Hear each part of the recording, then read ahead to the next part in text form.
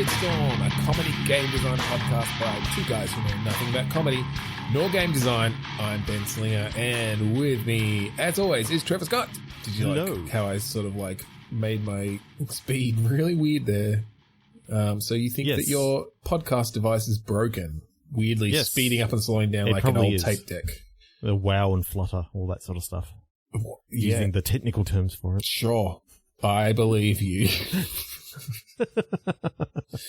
So let's jump right into it. Trevor, do you want to tell the fine folks at home, now that our random word generator is up and running again, about a little game called Click Pitch? A click pitch is a game where we each have a random word generator in front of us. On the count of 3, 2, 1, click. We're going to click refresh. We're going to get those words. We're going to throw them at each other. We're going to come up with a game design. Then we're going to throw that game design away and come up with a new one. Gonna throw it on the floor. Okay, let's do it. Throw it on the ground. Oh, whatever. I'm not a quote guy. It's the same thing. Apologies to the lonely peninsula. Right, the lonely atoll. Let's do it. 3, 2, 1, click. Yep. Repeating. Trout. Trout? Trout. So like the fish? As in the fish. Oh. We've done a fishing game before, we might have, but not many. Yes, we've done a few. Okay. Repeating trout. So the only sort of repeating I can think of with fish is where you had bad fish and it repeats on you later on that night. I was thinking you were in some sort of time loop, and the way to get out is like catch the perfect trout. Or maybe like commune with the trout and, you know, your spirit fish. Learn not to kill the trout. So is this Trout Hog Day? Trout Hog Day. Or Ground Trout Day. You could, you know. Yep. Or Groundhog Trout. I don't know. One of those. Trout Hog Day. No, okay. We can do something with like, poisoned or food poisoning from trout. Yeah. Okay, I've never like seen this in an adventure game before, but what if you were, say, from the Department of Health and you're investigating basically breaches of these, of different restaurants. Yep. But you turn up at this one and it appears that it's only select trouts that have been sort of poisoned, and you can work out that it was actually like an assassination attempt on say like the president or something like that. Okay. I like the idea of a health inspector, like kind of point and clicky investigative game. Cause, you know, it's a bit different from the usual sort of just murder investigation stuff, but there's still enough there where you can find clues and follow them up. So it's like, are those rat droppings or sultanas? Let's taste them. Let's taste them. Yeah, totally. Yuck. Definitely sultanas. I hate sultanas. Rat droppings, I can take or leave. No, but I like, you know, as usual in these sorts of games where you're setting the scene and meeting the characters, that you get a couple of jobs and maybe you've got a partner. Like you treat it like a bit of a cop thing, but you get to go out on just some regular runs and you do have to sort of solve or decide, you know, if you found enough evidence to, you know, shut this place down. What I've got in my head is like this noir intro of this, you know, sort of guy talking over this black and white intro, and you know, it's like, it was my first case in a while, and I hadn't been to this restaurant in a while. And I was like, oh, okay, what's he talking about? And then he slaps like a notice of, you know, the place has been closed and being given a D by the health department. And it's like, and you know, he's just talking about they call us the thin white line between food poisoning and a nice meal. We are the HDI, the department, Health Division of Indiana. So I'm imagining, you know, the first couple of things that you come across, you know, they're just typical health code violations that you're going through and sort of marking off on a checklist as to what you're actually looking for. So you're looking for, is there mold anywhere? Is there, clean under this place? And yeah, and I think you make it so that there's a bunch of things they could find, and you let them go around and find as many as they can and decide when they're done and basically say, yes, I found enough, or no, I didn't. And so actually have a bit of a systems-based thing in there, even though I think we'd go with mostly a narrative sort of thing. But but the idea that like one of these early like 3 restaurants I'm picturing, one of them is actually connected to the larger story. Well, and maybe whether or not you shut them down, like whether or not you find enough evidence to shut them down, can sort of affect things. So just for full disclosure, I finished Detroit Become Human this week, which I think in the past I've been saying Beyond Human, but anyway, and was just super impressed with some of the branching stuff they do in that. Oh, that's cool. I haven't played it and I need to play it, but I see that it's coming out on the Epic Game Store soon, so I may actually just wait for it. Yeah, it's well worth it, actually. Definitely the best Quantic Dream game, I'd say. That's a pretty high bar, because they do some they do some great stuff. But no, they did this isn't a review podcast, but they did a really good job. They used the medium in sort of the best way possible, I feel like. Awesome. But anyway, yeah, like you could maybe do some of that sort of branching stuff where just the decisions that you make that may seem harmless in those first couple of jobs then affect things down the line and just slightly change the narrative, So that sounds like it's a good solid 8.5 fingers out of 10. Because the other 1.5 were chopped off when I was cooking fish. Okay. So yeah, I do like using that sort of branching thing of just, being able to sort of determine whether it's closed or open. I've been playing through, on your recommendation, Life is Strange. Yep. Again. Yep. That's also got some good branching stuff like that. Got a little bit further, and yeah, I'm starting to notice that some of the decisions that I've already made have already come back to bite me. Yeah, it's actually quite impressive. I'd really like to see sort of some of the game design documents and stuff on how they figure out where and when to change conversations based on which previous decisions made and that sort of thing. Yeah. So having that idea of more simply, did you get enough to close this restaurant, and now does this owner have a grudge against you, or did you not close it down and therefore like they're getting away with? That's it. Then you didn't do your job, right? Yeah. And maybe, your partner had noticed and even then that could be another branching thing. Like, what's your relationship like with your partner? Would they turn you in for doing a bad job? So you could have a few different things. And obviously you don't want to branch too heavily because you end up with so many permutations, but there can definitely be some interesting decisions that can be made there. And then, so let's sort of go on to the overall plot. Yep. So you're saying basically there's like, perhaps a high-class restaurant that's known for its fish. And so, someone important was eating there and died afterwards of severe food poisoning, or so they thought. Yeah, so they have to call in the HDI. When they actually do, like when you do your investigation, you find out that it's like, the poison from the blowfish. And you remember going that there was no blowfish served at that restaurant. But maybe there was blowfish served at one of the previous restaurants. Right, so you can get like some suspects or something. Yeah. They'd know how to extract it. And maybe it's not even, that far out there. It's more the fact that there's, on the menu, it was like they had this, advertisement for the amazing chef that they've got in who can actually serve up this special dish. So you have to just make connections and stuff. Yeah. I love the idea of health inspectors having to do an autopsy, but just treating it like a health inspection. No, I was thinking like literally on the body, but just like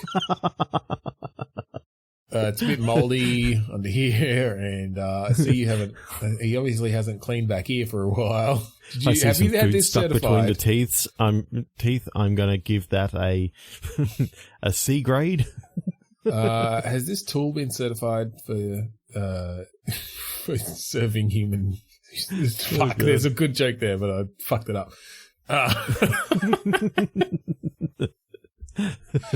So yeah, I really do like the idea that, you know, it can go into this bit of a conspiracy of that this was actually an assassination attempt on either the president or like someone, a senator, you know, or something, you know, a senator like or something like that. Yeah. And it was expected that, you know, the senator was actually supposed to be dining at this establishment tonight. It could actually be that, you know, they were originally due to dine at this other restaurant that you closed at the start. And so it was moved to this one. And yeah, well, I like the idea of, and it's kind of a typical thing, but like, as the health inspector, you're uncovering all these clues and the cops are just like, come on, just let us do our fucking job. But it's that, you know, it's that classic thing of, oh, but we know more than the cops, and you figure it all out, you know, via your health inspection skills and tools. Where it could actually go a little bit interesting is that you go and compare notes with the cops and like, yeah, we figured this out a while ago. We're investigating this guy over here. And you find out that they're just way ahead of you because you're actually not an investigator. Yeah. Like, I would kind of like to see a game where, you know, your character doesn't know everything, but instead is a little behind the eight ball, but you're in it for the action-packed story. Yeah, and look, and depending on how actually serious you want to make that, you could bring that in as a bit of a character turning point where you've spent the first 2 acts of this game like gathering all this evidence and investigating this, and then you go to the cops and they're just like, what are you doing? And then it's just like the character totally questions themselves. But then, of course, in the 3rd act, they actually find a key piece of evidence and do break the case. Yeah, and that'd you know, be quite good in a narrative sense. Yeah, I think so. That's cool. That is cool. All right, let's do another. We shall click again. 3, 2, 1, click. Commendation. Denial. Ooh. Here I was thinking that I was being commended for something, and then it just got denied. I'm seeing like this big rubber stamp, you know, one of the big red rubber stamps that has denied. Right across this commendation. All right, well, let's think about, because as we tend to fall into, we've done a lot of narrative stuff. Yep. Let's think about something a bit more gameplay focused, where I like the big rubber stamp. It does drive me towards VR just because the physicality of being able to use a big rubber stamp to deny things is cool. Yes. Trevor, take me away from the papers, please direction I'm going in. Because I feel like a VR papers, please style thing where you're approving like commendations and other things and getting to just use your big rubber stamp would be really fun, but maybe not interesting enough. Yeah. Oh, damn it. My mind is going back in time, back to one of the first games that we ever talked about, which I'm pretty sure was Victoria Knowledge. Oh, God, yes. She had her big rubber stamp that she was like killing people with. Yeah, was that a big late stamp or something? Yeah, like I can't remember quite what it was, but I'm picturing like a VR sort of game where you're not necessarily investigating as such, but you're maybe an assistant to someone who's been denying a lot of commendations. Yeah, okay. Look, I like the idea of going back to the world of Victoria Knowledge, at least. Maybe this is a sequel or another game set in that world, and you work in the library department. And so maybe there's even, whether it revolves around Victoria Knowledge and her behavior, maybe you're denying her commendation as a library enforcer. Or maybe that's just a bit of an Easter egg that her name turns up. But yeah, I kind of like the idea then, and you know, this is going back to, I guess, a more narrative place, but let's run with it, of being the assistant of like the library commissioner and having papers come across your desk that you then sort of have to know whether you're supposed to stamp them with the denial stamp or the approved stamp, or, you know, and in the meantime, you're reading them and you're finding out things that are happening and, you know, telling a bit of a story that way. Yeah, I'm starting to remember that Victoria Knowledge really didn't like books being late back. Yeah. And so she went out to basically stop books from being late. So if they were even a day overdue, then she'd go and... Well, that's it. I think maybe... I think maybe she's been put up for a commendation for having literally like bringing the number of late books down to 0 for the entire year, but it ends up being denied because in the process of doing so, she left the library completely unattended and half the books were stolen and destroyed. Destroyed in a mysterious fire. Because she's just so single-minded around books being late, she just completely like ignored the rest of it. So maybe Victoria knowledge comes, maybe she comes to like first, when she's nominated for it or whatever, and then when she's denied for it, she comes to kind of appeal that in some ways, and maybe you are on her side as the assistant, and you're trying to sort of pull strings a bit or figure out ways that, shred the right document or, connect the right people via conference call when they're not supposed to be or something to, basically, using your little machinations as an assistant to this library commissioner to pull these strings. Yep. And to actually realize that you hold the power. Yeah. So you basically hold the power to see whether someone gets commended or not and gets raises and... Yeah, well, and I think, maybe you make this Victoria Knowledge commendation the main kind of goal. But like to learn how to manipulate people in that way is through a bunch of other either commendations or just other decisions that come across the desk of the assistant to the library commissioner. Yep. What I was thinking is, like, later on in the later stages of the game, that you can actually have some of the people that you've denied start harassing you and causing a few issues. Yeah, look, and I think, and again, that puts you in an interesting position because technically you didn't deny them. The commissioner denied them. Yeah. But again, But they've realized that you've got the power and therefore you're actually responsible for...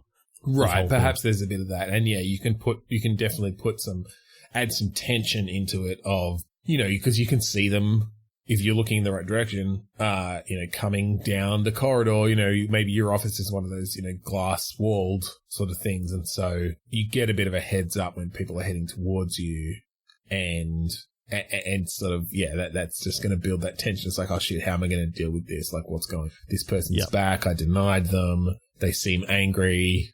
Do some good animation to really sell that. Yeah, there are some cool things you could do there.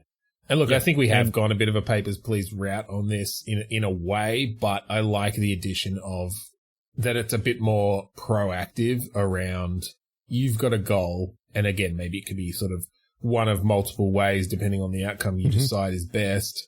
But you've got these tools at your disposal like you've got your Rolodex, so if you make this call and then connect them to someone else, like you can basically force a conversation between people and that, that sort of shifts a decision in a certain direction or, making sure a certain piece of paper does or doesn't get, onto the person it's supposed to go to. There's some cool stuff there. It's kind of funny that we've been able to connect it to one of our original games that I think that was episode 1. It was. Yeah. Literally episode 1. 137 episodes later, and we're back in the world. It's not even episode 1. It was like was it one of the the classics? 1.5? Yeah, it's one of the classic click pictures. So it's even further back. It's like 3 years ago. Wow, or 3 and a bit years ago that we talked about that. Well, everyone's forgotten, so we can go back to that well now and just redo all our old games. It's like we sometimes we do our segment of, making new versions of old games. Now they can be our games. Okay. 3, 2, 1, click. Yeah. Eel. Interweave.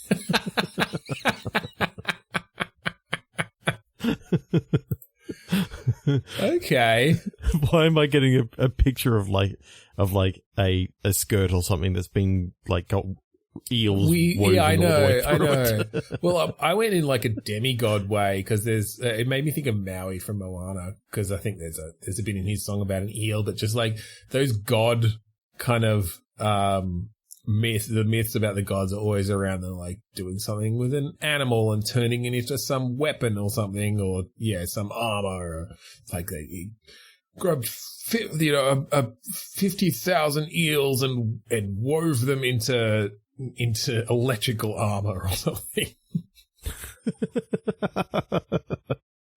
Oh God. Am I getting a feeling of like chainmail sort of stuff? Yeah, well, that's sort of like interlinked chains and that sort of stuff. That's kind of what I was thinking. But eel is just one of the different power-ups that you can get.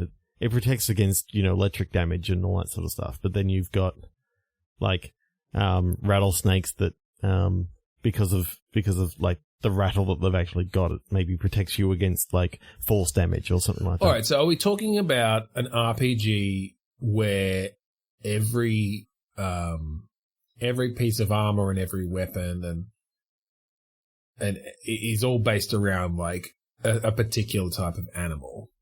Yeah. So just in this world, they will. It doesn't necessarily have to be interwoven. No. Eels, but it's more the fact that it's taking characteristics. It's taking characteristics from animals. Like everything is based around the animal that it comes from.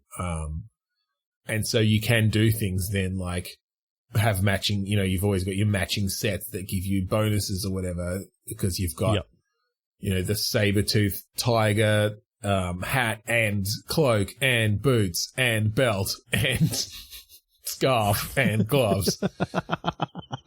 And go overboard with like a neck spot, a wrist spot, a around the ankle upper spot. arm slot, a lower arm slot. Yeah.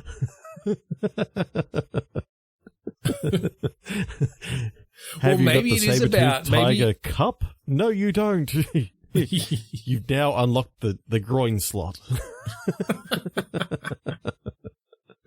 Well, maybe this is about. Maybe there's some sort of mythology in this world around they in a weird way worship these animals because they give them powers, basically. Like they give them strength or dexterity or whatever, and it's sort of imbued from the skin and guts and bits of these animals that they turn into clothes and armor and weapons. But maybe there's like a goal of if you do it right, if you use every part of the animal and have every part of them, you will like become that animal or something, or you will have the true essence of that animal, in some way.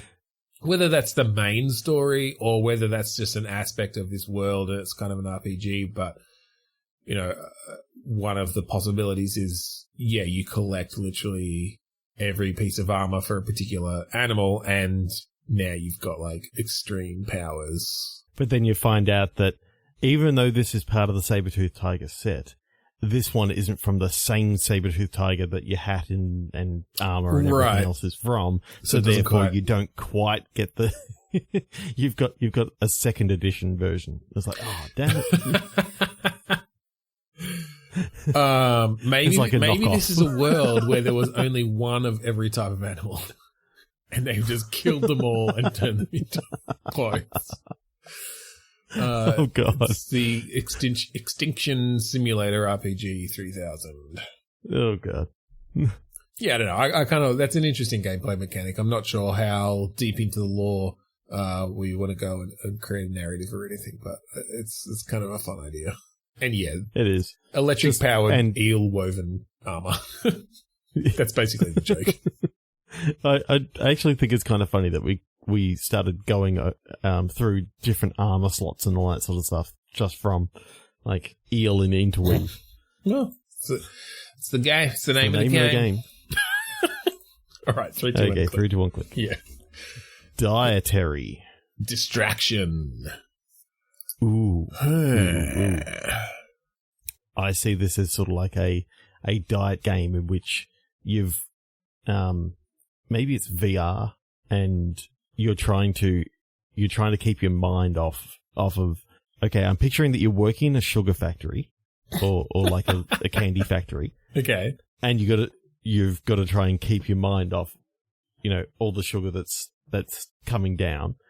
So, yeah. But pretty much what actually happens is, you've got like a little meter that keeps on going up and up and up and up, and when it gets to a certain point, then you have to eat candy to be able to actually stay awake, sort of thing. Okay.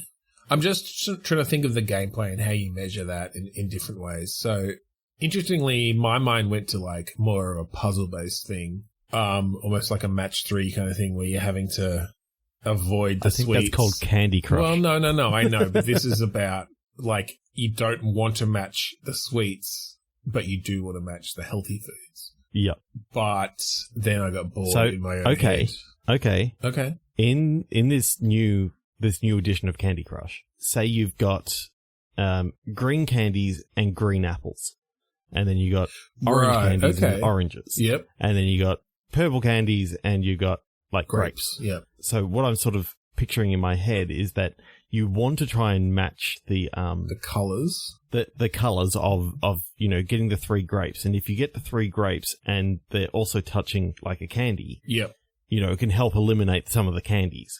But if you match the 3 candies, then basically it poisons the fruits, sort of things. And turns I think it could be interesting to have those different aspects and just measure based on how many of each you match almost. I guess you would have to have a way to eliminate the candies, otherwise you're just going to have all the candies left. But that it's you could always use it as like an educational thing because you're trying to create the balanced diet, right? So you have to match the fruits with the candies each time. If you have all fruits, then you like get bored, and if you have all candies, then you get sick. But if you at least even them out, then you're okay. But you would have to have ways to eliminate one or the other so that you're not. Oh yeah, what I was thinking is, if you had 3 green apples in a row, but it was also touching like 7 other green candies. Yeah, like it just happened to be separated out. It would destroy all those candies, but it would be because you matched the apples. It sort of turns them all into so apples and basically gets rid of the green candies, so that you don't actually need to worry about them anymore. Okay, so it's not about just that you can match any of the colors and that will make a match. It's that you have to match the fruit, but that will out. But it will balance out the colored candy of that type. But if you match 3 candies, then it does the opposite. It completely obliterates the fruit that you had attached to it. And I feel like that's something I'd have to play test and figure out. Like I can't quite picture how that gameplay loop would work well in my head. But because you said VR, I was thinking of a VR match 3 and that would be interesting. Actually, it's physically. not only VR match 3, but it's 3D match 3. Yeah, that's, well... All right. Going back to the Jurassic Park, that Jurassic Park GUI that we were talking about like 2 weeks ago. No. Okay, let's take this into a different direction when we're combining these 2 ideas. Yeah. This is a world where if you put 3 of something or more of something next to each other, they disappear.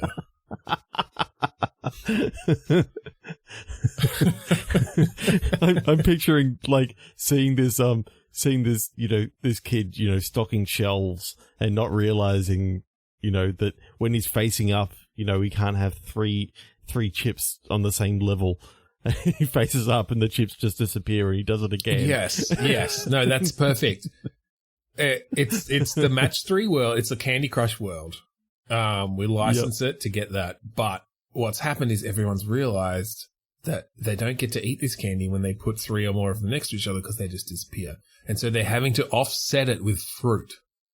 And so it's about like having to arrange in a 3D space as much candy and fruit as you can without having them disappear. Because you accidentally if you're going to make something disappear, then you're going to make candy disappear. So you're a dietitian and you... Well, I think it's just about balance. Yeah, maybe. But I think literally 3 of anything or more. And it's not just candy. I'm just imagining like this guy stocking fruit and he pours out like the box and 3 apples happen to go together. He goes, oh crap. Yeah, exactly. Disappear. You're having to like lay out these patterns where there's no more than 2 putting of a pyramid next to of apples together and like some kid comes along and just puts, 3 green ones together down the bottom of the pyramid, and the whole pyramid and the whole thing falls down. Exactly. I love the idea of a world where you have to be so careful about just where you place things down. And yeah, particularly something like stocking a supermarket. And I think that's what you do. Shit. I think you do just make it a supermarket stocking challenge. And like, it might be cans of stuff. It might be fruit. It might be, loaves of bread or something, or different types of, I mean, you'd obviously have to make them distinct enough that you can tell.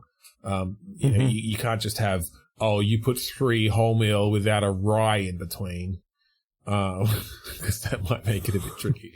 But I guess you could make the packaging different colors or something. And then it's just about the fun physics. Yeah. I've got to say, it was a sad day that they realized that this happened, because all the triplets in the world that were having photos just all of a sudden disappeared.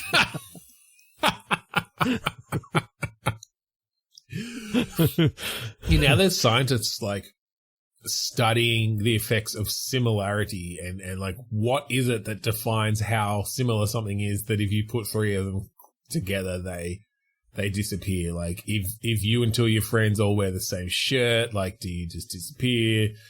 Or does your shirt disappear? Does your shirt disappear? Yes, exactly. I'm imagining this thing where 3 people turn up to a party in the same outfit, and the outfit and just then they're all suddenly naked. Oh, yeah, there's some fun you could have with that idea. But you could there's a bit of a parable there around like not being the same, because now people are noticing, everyone has to be unique and different in their own way. So that you don't get 3 people together who are too similar. It really makes for some unusual uniforms at all these different shops, because they can't all be the same. Otherwise, people keep on getting charged with indecent exposure when like staff photos and school photos happen. And yeah. Well, on the day that this happened, like every cop, fireman, nurse, we're all naked all of a sudden. It was a disaster. It was very embarrassing for anyone, uniformed. Oh no. Oh no. The real tragedy was like one of those stunt aerial shows where, 3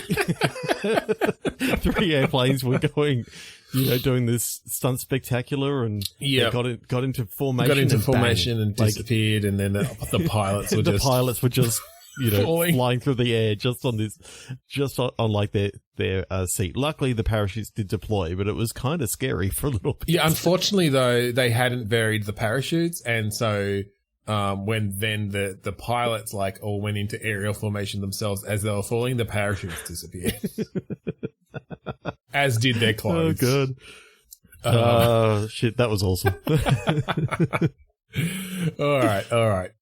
Well done. I like that world. I feel like that's one we should come back to at some point. But yes, 3, 2, 1, click. Perpetrator. Froth. Oh, okay. Oh, I feel like we've got a lot of VR games this time, but I feel like you have to be like a barista, just so you can have VR like coffee pouring decoration stuff. Okay, yeah, I do like that. Yeah, I really do like that. Oh, maybe it's a cross between a barista and American Vandal, and it's like, who keeps making lattes with a dick on them?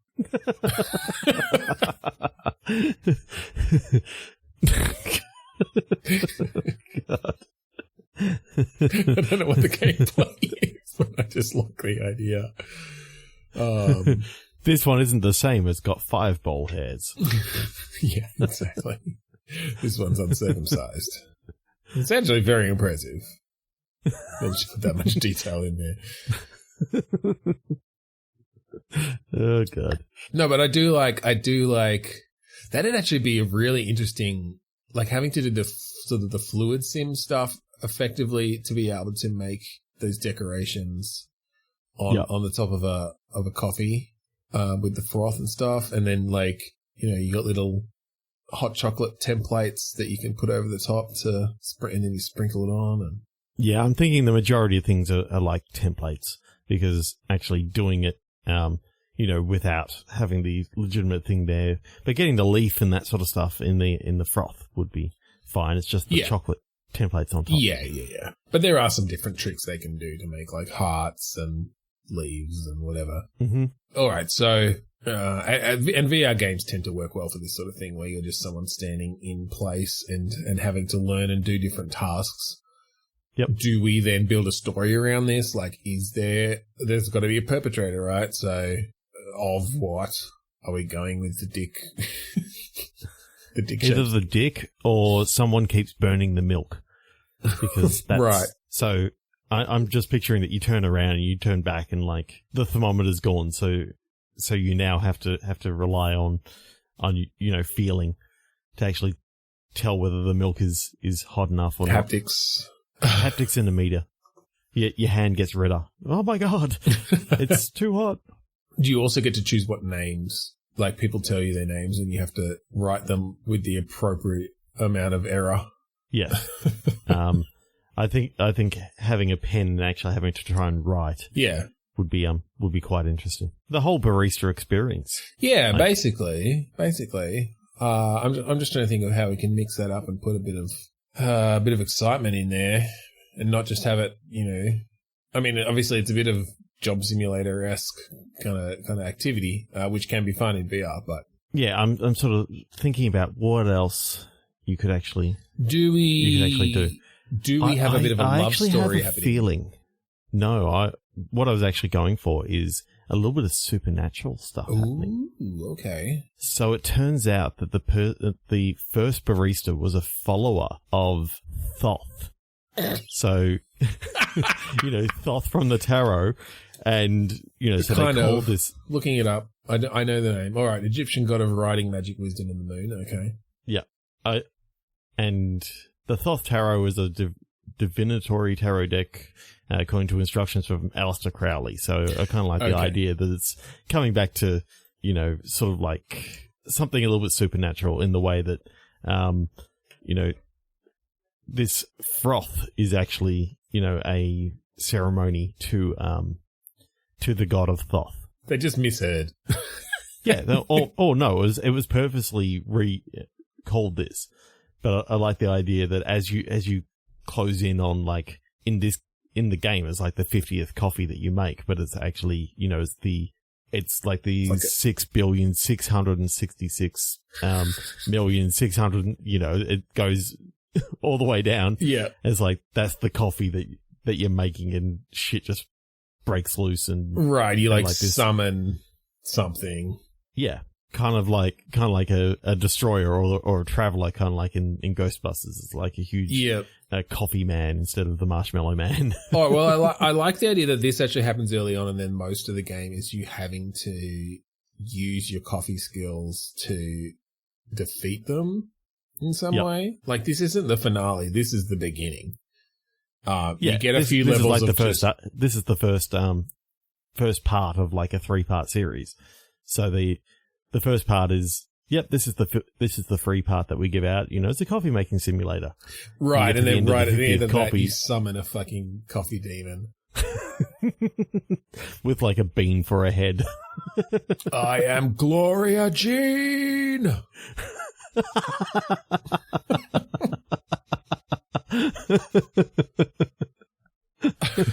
Oh, Jesus Christ. And then so how are you like... So then there's a bit of kind of like magical incantation stuff where you're like making, as you pour the milk into lattes, you're making pentagrams and different shapes to have to counter, certain spell. You're basically casting spells through coffee, and then do you just like throw them at things? Yeah, I'm picturing like the second episode in this game is where, the mystical powers of the barista is bestowed upon you, and like the chocolate stuff that you put on top of cappuccinos and that sort of stuff is this special powder that can actually banish the demons. And I mean, but I like the idea that you still have to be making coffees, right? Yeah. And so now it's about recipes and patterns. I kind of like the idea of you being a support character in a way where it's sort of combat based, almost a bit of tower defense-ish sort of thing. But Yep. you know, obviously still in VR, but you've got people fighting off these forces of I don't know, coffee hell. And what you're doing is casting the correct spells, as it were, to do things like throw up a barrier or create an explosion that like takes out a bunch of them, or you know, like buff your own people and this sort of thing. And you learn different recipes as you go, and you have to, you know, you've got a little recipe book, but like they take a bit of time to make, right? Like every time you have to like tamp down the coffee and put it in and like put the cup under and steam the milk, and you got to do all the stuff to make each one. So you really have to make the right decision of, all right, I'm going to use this type of bean. Once you're in there using that particular blend of coffee, you know, you're locked into what spell you're casting. Yeah, exactly. And then, you know, maybe you've got some variations based on the pattern that you do on top or something. But based on the pattern, based on the heat of the milk, based on... yeah, that's like just how close to perfect heat is sort of the effectiveness of the spell, and yeah, all these different things. And so you can become the ultimate perfect barista casting these fucking arcane coffee spells. The third act is where things get really batshit crazy. Oh, okay. Or the third episode. Yep. Is where you actually come across, like, your manager actually happens to be like the reincarnation of Aleister Crowley. Okay. And that's why, you know, it sort of centers on this place and why it's so magical and that sort of stuff. Yep. Like, he's got all the memories from Aleister Crowley, and is actually the spell book. If you look very closely at the back, it turns out that it's actually his spell book. And you find that out of the second act. Right. So now you've got to try and come up with a way of actually defeating these demons with a new version of the spells. Oh, okay. That's you have to like faster mix it up a bit. I'm thinking that maybe you get like You can only use the next decaf. edition of a barista stuff. Well, I'm thinking like you've actually got like a portable barista set that you can actually, you know, make coffee and Like they a turn into K-cup. grenades on the glow. Just put the pods in. Oh god. 3, 2, 1, click. Yeah, okay. Glitter. Vacationing. So does it go down the path of you got glitter bombed and you decided instead of dealing with it, you went on a vacation?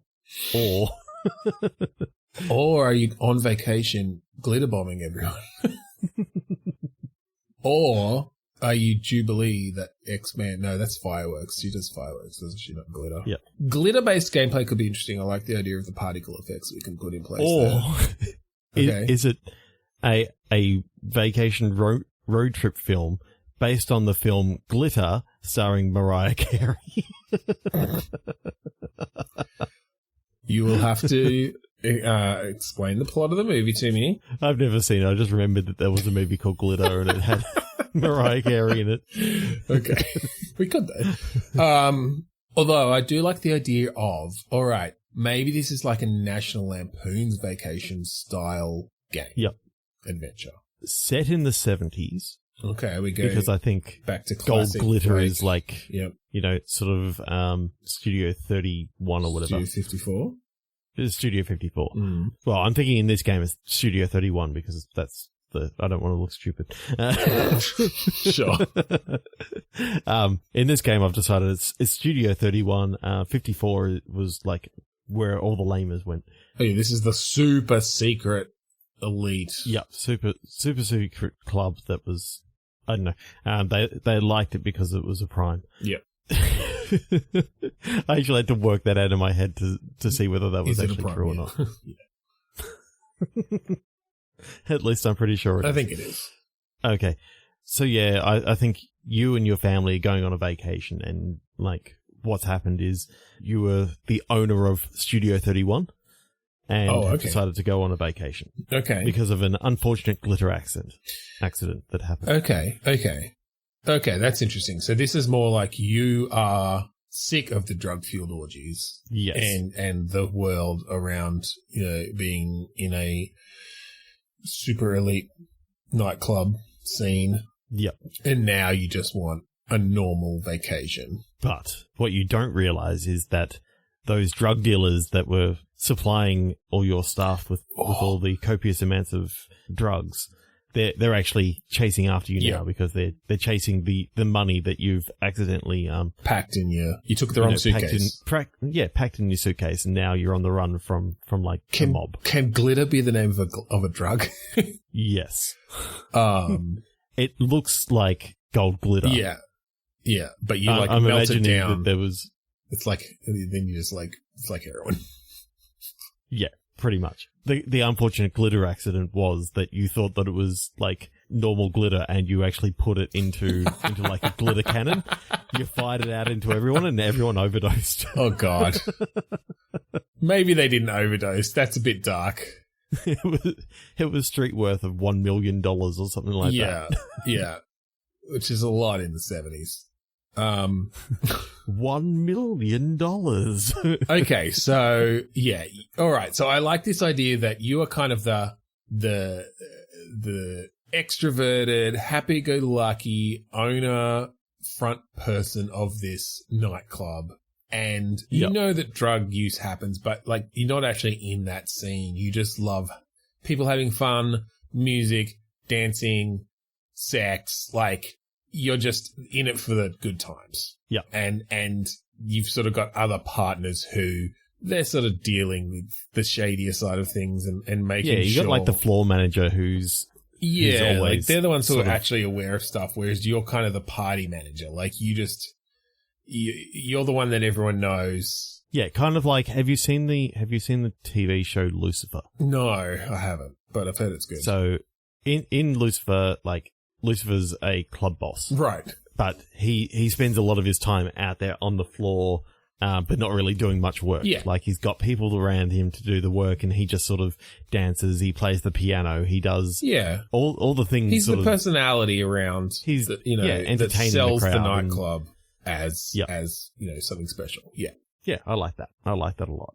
And so, but then I think what happens is, basically he fires off this glitter cannon full of expensive drugs. Shit goes crazy. People get violent. People start fucking. People both start fucking and getting violent in different, to different proportions. There's all body fluids everywhere from different orifices. And you're like, fuck this at the end of that. And obviously not in that moment, but in the aftermath of it, you're like, all right, I'm leaving. But little do you realize that, all the money that was supposed to pay for those drugs is in your bag. And so not only have you wasted the drugs, but you've taken the drug dealer's money. And then it's like a really, then it's a goofy kind of bumbling. Yeah, I'm picturing that the guys that are coming after you are kind of like the wet bandits in Home Alone. Mm-hmm. And it's more just the, series of unfortunate events that keep on happening, that you see these guys following you, but stuff that you do that gets you through, getting back to the car or something like that, also happens to hamper their progress in getting to you as well, kind of like by mishaps. Yeah, exactly. It's a bit of a Mr. Magoo kind of the jerk sort of thing. Like, someone who isn't really aware of what's going on around them, but things keep going in their favor, through chance and the stupid things they do. So I wonder whether the character that you actually play in this is more a personification of luck itself. So, okay. So you don't actually play the character of this guy. Oh, but I see. You're like affecting things around them. Yep. Oh. You get to make small little changes. In the area to have this thing sort of play out. Well, interestingly, and I mean, we've created this great backstory and stuff here, but you could go in a bit of a like puzzle or not platformer element, but like, a series of levels more where. Yeah, well, I'm thinking along the lines of the old Sierra game or Dynamics game, Goblins. Okay. Yep. Which was sort of like, there's sort of vignettes of what's going to happen. And you sort of have an outcome that you must get to as part of this. Yeah, but it's not the typical point and click kind of thing. It's more you've got this one puzzle to solve in some way. Yeah. Okay, that's interesting. Yeah, and just as you were saying, puzzle game, and I sort of just connected the dots into goblins, and I'm like, yeah, that's actually perfect. Yeah, I like that idea. And maybe you can meet some other people along the way, or you've got people with you. Because one of the big things about goblins was they had different skills, right? Yep. That you could sort of apply in each level. And so, I don't think you'd make it, because that was very exaggerated. I think this would be a bit more realistic, but... Yeah, I'm just trying to think of the sorts of puzzles you can do and how you'd kind of set this out, because I do like this idea of you've got a scene and you can see over in this area, the drug dealers are trying to find a way through, and you're over here and you want to get over here, and there's like something, there's a security guard blocking your way. So it's like, how do you kind of utilize everything in this environment to get through, or if you're not playing the actual character. What I'm seeing is that when you get to one of these puzzle scenes, you see it play out that the guy is walking across the floor after this glitter cannon accident, picks up his bag, but the guys grab him just as he's walking out the door. Yeah. So you immediately know, okay, I need to stop these guys from hitting him. And it's kind of like a in the Sherlock Holmes movie where like he runs through the things sort of going in his mind. Yep. I'm seeing that there's that sort of power that you can replay the scene through. Yeah, there's a little bit of that actually how much your changes have actually made. There's a little bit of that in Detroit Become Human, in a sense where you can pre-calculate what you're going to do. Yep. And at different steps of the way, you can kind of say, okay, let's try going in this direction. And I'll go, no, you're not going to make that. Like, all right, come back. Let's try this way. But yeah, this would be a bit of a larger option space, and you see it play out every time, and then you sort of like, oh, okay, I need to go back and change something here. And like sometimes you might need to go back further because you need to set something in motion that's going to pay off later. And it's basically about making each scene then play out in this perfect, almost Rube Goldberg-esque at times, sequence that means luck has just gone this guy's way. Yeah. I like that a lot, actually. That's cool. I like the idea that, this can just be one story of luck, and, this can be a whole... a series or something, yeah. Yeah, a whole series, or we can come back to this numerous times if we need to. Yeah, I like that. That's cool because, you're basically just creating... There's a single or, a small number of solutions per scene, and it's just sort of figuring out... and you can probably get through it by brute force in a way, just like, oh, what happens if I try this? I don't think we put any limitations on it, because the fun of it is just figuring out, this sequence of events that then when it plays out seems like pure luck, but you've set it all in motion. Oh, that's that cool. could actually be really cool. Yeah, I could see that working really well. That's really fun. Especially with some good art design and stuff and good level design. Oh, yeah. Yeah. Yeah, I'm picturing a good... I'm definitely thinking, sort of like the hand-painted background-y sort of stuff. Oh, yeah, interesting. I was going a bit more 3D just because then you could really play with, and not full 3D, true. But like... Maybe it's hand-painted textures, so you get that nice... Yeah, I do like it being a bit stylistic. Yeah, for sure. Cool. Okay, I reckon we've got time for one more. Let's do one more. Okay. Dumbbell. Elf. Oh, okay. Better than some of the other words that I had. Okay, so fantasy gym? We already did Jim's gym. Jime's gym, was it? I don't remember. Yeah. Gime's gym.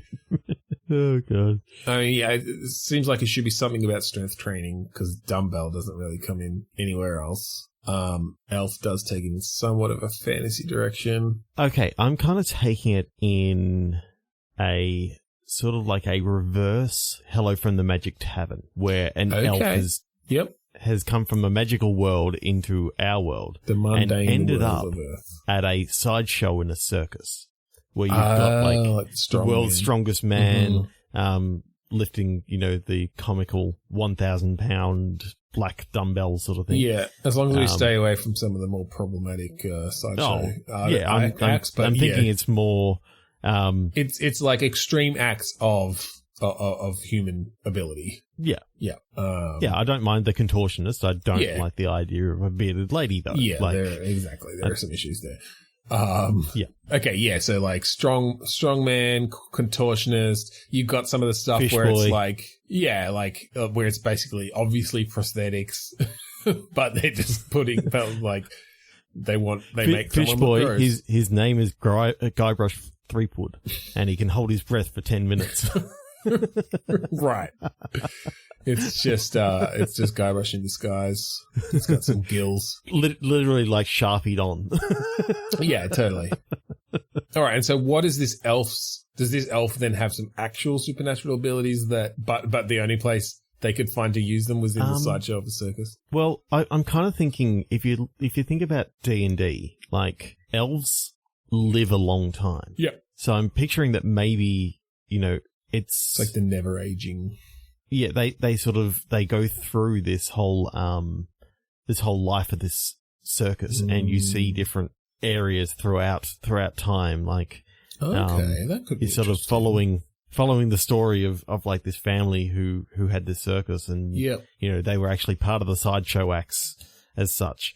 And then I don't know, I just think it would be a look, I like the idea kind of fun interactive fiction of I like the idea of that framing device of having the elf there, with a multi-century lifespan, but they're kind of just living their life in a way in this circus, and the story is really about the sort of the family dramas and things that play out around and in this circus. Yep. And maybe you don't even tell the player up front that this elf is an elf. Yep. They're just there as the ageless one or something. And you think initially it's just because, they're young and whatever, but then, it skips forward 50 years and they haven't aged and you're like, oh, what's going on here? Or they've aged like 5 years and it's like, what? That's 50 years. Yeah. And it's just it's a long time to actually. Yeah. And look, I think you reveal something about it, relatively early on. You've got like journals and exposition that is brought out through conversations or maybe internal monologues of this character. I haven't actually seen it, but I'm sort of thinking along the lines of what they did in True Detective season 3. Okay. Where they had like 3 simultaneous stories going along about 3 different time periods. Oh, so yeah. You can have sort of things happening with this elf being the one sort of character like that leads between it, but you the sort of character are learning things about something that happens back in the past that then like there was like a death that occurred that is somewhat mysterious, and you find out in 50 years later that it was actually to do with some feud between these two families. It was kind of like a Romeo and Juliet situation. Yeah, or you see in the later time period that this is what they believe happened, and then you get a scene from the earlier time period where you get to see it actually play out and see, how people are wrong. And I mean, I don't think this is obviously not a time travel thing. It's just seeing these things happen at different times. And so I guess you'd have to figure out why this person wouldn't correct them later on. But what I almost want to see though is the furthest time period on, the government actually sort of turns up. Sort of like the Men in Black sort of thing. They work out that this sideshow act is actually, otherworldly, and they're trying to investigate. Yeah. So just the idea of showing that there's some urgency in the far future, something that maybe you set up in the past that can actually help you in the future. But of course, you the player sort of knows what's coming. Yeah. Yeah. If you do that in the right way, you show the player at the right time, the right flashback basically. Then you sort of you've given them hints then of how in their future to deal with that. Yeah, I like that. I'm kind of looking at it kind of like a Day of the Tentacle sort of thing where you can send something from the past to the future. But you can't go obviously the other way. Yeah. But just so happens that this key happens to fall behind this and so as the player you like bench can, or something you like that. You can play it off as now that you've seen that flashback, you know where it is in the future, but of course the gameplay has you actually place it there as well. So there's a puzzle aspect of basically deciding what happened in the past to help you in the future or the present. Yeah. That's cool. And I'm also kind of liking the idea that, you know, at one stage you can actually play around with the elf getting back to their world, their home world, in which, you know, only 15 minutes, 20 minutes have actually passed. Oh, God, okay. They've aged like 100 years or something like that. Yeah. That could be cool. Well, maybe that's like the climax, or not the climax, but like what's the denouement after the climax, where it's sort of wrapping it up in a way. Yeah. Ooh, I'm kind of liking what I've got in my head is like one of the characters that you've become real good friends with. You know, you sort of take them to visit your world to find out that time hasn't really gone very fast here, and so you try to get that character back, but you know it's like now 500 years in the future or something like that. Right? Yeah, that could be cool. And kind of like an end of what was it? Evil Dead 3: Army of Darkness, where Ash accidentally oversleeps and ends up in the far future. Right. Yeah. Yeah. Actually, that could almost be a sequel. Like if you finish this game with the whole story, you know, the whole story of the circus stuff happening, and then you make it back to your realm at the end, and then the next could be about messing around with that time stuff, with the different time moving at different speeds, and what the results and the fact that there's magic in the other world, so then maybe there's something they can do to reverse that time. Yeah, that'd be cool. Awesome. Yeah, no, I really like that idea with the different time periods and telling a story in that way. Yeah, cool. I thought you might. Yeah. All right. Well, that was fun. We had some really cool narrative stuff this week, I feel like. And there was some cool gameplay stuff in there as well. There was some good gameplay stuff too, for sure. All narrative. Yeah. So anyway, that's it for this week. Thank you for joining us on Bitstorm. If you want to find us online, listen to any more of our episodes, go to podchaser.com/Bitstorm. Everything is up there, including, you know, you can check out other podcasts we may have guested on. Definitely check out the 8-Bit Network as well. And there is a segue there, because there is a new podcast coming on that network. No, it's already out. It's already out. The first episode's out, I think. Yes. Yes. Because in recording time, it comes out tomorrow. But in release time, it came out like 2 weeks ago. Of course. Yes.